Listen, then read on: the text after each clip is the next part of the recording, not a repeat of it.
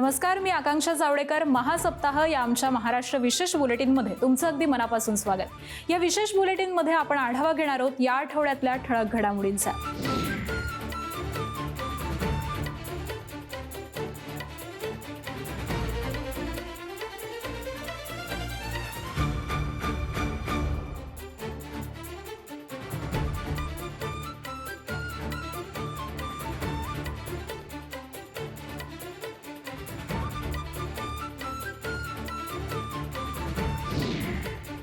पहिलीच बातमी आहे पुण्यामधून. पुण्यामध्ये मुख्यमंत्री देवेंद्र फडणवीस यांच्या हस्ते महामेट्रो पुणे प्रकल्पाच्या मेट्रो भवनाचं उद्घाटन करण्यात आलं.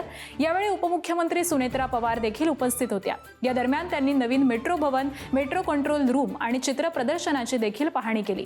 या इमारतीच्या रूपानं पुणे मेट्रोला स्वतःचं हक्काचं घर आणि अत्याधुनिक नियंत्रण केंद्र हे प्राप्त झालं असल्याचं मुख्यमंत्र्यांनी सांगितलं.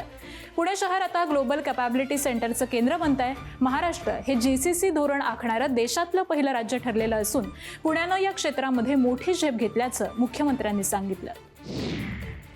या सगळ्या मेट्रो ऑटोमॅटिक सिग्नलिंग सिस्टीमवर चालतात, कमांड अँड कंट्रोल सिस्टीमवर चालतात, डिझास्टर प्लॅनिंग असतं, प्रत्येक गोष्टीचं मॅपिंग असतं, त्या ठिकाणी CCTVचं सुरक्षेच्या दृष्टीनं मॅपिंग असतं.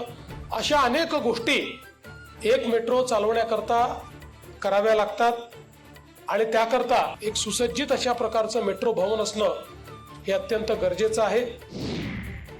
पुढची बातमी आहे मुंबईतील BDD चाळ पुनर्विकास प्रकल्पासंदर्भातली. मुंबईतील नायगाव BDD चाळ पुनर्विकास प्रकल्पाच्या पहिल्या टप्प्यातील पुनर्वसन सदनिकांचं वितरण समारंभ मुख्यमंत्री देवेंद्र फडणवीस आणि उपमुख्यमंत्री एकनाथ शिंदे त्याबरोबरच सुनेत्रा पवार यांच्या उपस्थितीमध्ये पार पडला. यावेळी 864 कुटुंबांना त्यांच्या हक्काच्या घराचा ताबा देण्यात आलाय. सर्वसामान्यांचं सरकार आम्ही म्हणतो, जेव्हा सर्वसामान्य माणूस चांगल्या घरात जातो, चांगल्या घरात जाणार आहे. घर हे प्रत्येकाचं स्वप्न असतं आणि ती स्वप्नपूर्ती आज होती आहे.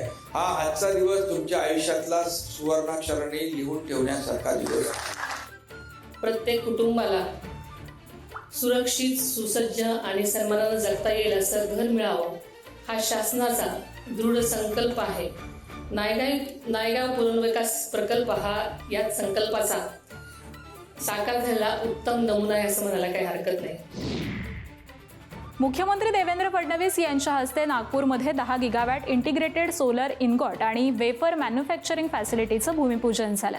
सौर ऊर्जा पॅनल तयार करण्यासाठी इनगॉट म्हणजेच सोलर तबकडी ही तयार करण्यासाठी लागणारं सिलिकॉनचे मोठे तुकडे आणि सिलिकॉनचं लागणारं पातळ कापांची निर्मिती या प्रकल्पामध्ये केली जाणार आहे. देशाचं हरित ऊर्जेचं उद्दिष्ट साध्य करण्यामध्ये हा प्रकल्प महत्त्वाचा ठरेल आणि त्यासोबतच ही दोन्ही उत्पादनं चीनमध्येच तयार होत होती. आता मात्र चीनच्या बाहेर एवढ्या मोठ्या क्षमतेचा प्रकल्प हा जगामध्ये भारतातच होत असून त्यामुळे भारत या क्षेत्रामध्ये स्वयंपूर्ण होईल असं मुख्यमंत्र्यांनी म्हटलंय.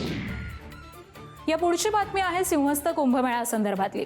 पुढील वर्षी नाशिकमध्ये आयोजित होणाऱ्या सिंहस्थ कुंभमेळ्यामध्ये देश-विदेशामधून करोडो भाविक हे येणार आहेत.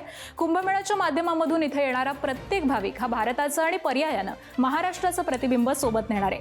त्यामुळे याच्या यशस्वी आयोजनामधून जगाला आकर्षण वाटणारा कुंभमेळा करावा असे निर्देश हे मुख्यमंत्र्यांनी यावेळी दिलेत. सिंहस्थ कुंभमेळ्यासाठी करण्यात येत असलेल्या विविध कामांसाठी 22,181 कोटी रुपयांच्या कामांना मुख्यमंत्री देवेंद्र फडणवीस यांच्या अध्यक्षतेखालील विधान भवनामध्ये आयोजित कुंभमेळा शिखर समितीच्या बैठकीमध्ये मान्यता देण्यात आली आहे. प्रस्तावित असलेल्या कामांमध्ये कोणी वाईट हेतूनं किंवा विलंब होण्याच्या हेतूनं अडथळा आणत असेल तर त्याची गय केली जाणार नाही, त्याच्या विरुद्ध गुन्हे दाखल करण्यात येतील असा इशारा देखील मुख्यमंत्र्यांनी यावेळी दिलाय. या पुढची बातमी आहे गिरणी कामगारांना दिलासा देणारी. उपमुख्यमंत्री एकनाथ शिंदे यांच्या उपस्थितीमध्ये गिरणी कामगारांच्या विविध प्रश्नांबाबत विधिमंडळाच्या समिती सभागृहामध्ये पार पडलेल्या विशेष बैठकीमध्ये गिरणी कामगारांना दिलासा देणारे अनेक सकारात्मक निर्णय हे घेण्यात आले. गिरण्यांच्या जागांवरती मिळणाऱ्या घरांमध्ये गिरणी कामगारांना प्राधान्यानं घर उपलब्ध करून दिली जातील. सेंचुरी आणि खटाव मिलच्या जागेमध्ये अतिरिक्त जागा मिळू शकत असल्यामुळे त्याची शहानिशा केली जाईल आणि त्याचबरोबर भविष्यामध्ये माडाच्या सिडकोच्या हाऊसिंग स्टॉकमध्ये देखील गिरणी कामगारांना प्राधान्यानं घरं ही उपलब्ध करून दिली जातील असं उपमुख्यमंत्र्यांनी यावेळी म्हटलेलं आहे. आणि या बातमीसह या बुलेटिनमध्ये वेळ झालेली इथेच थांबण्याची. ताज्या घडामोडींसाठी पाहत रहा ABP माझा.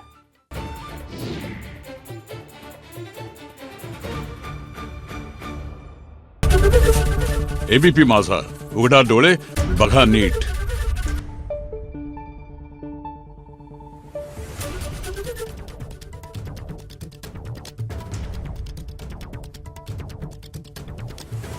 आहे.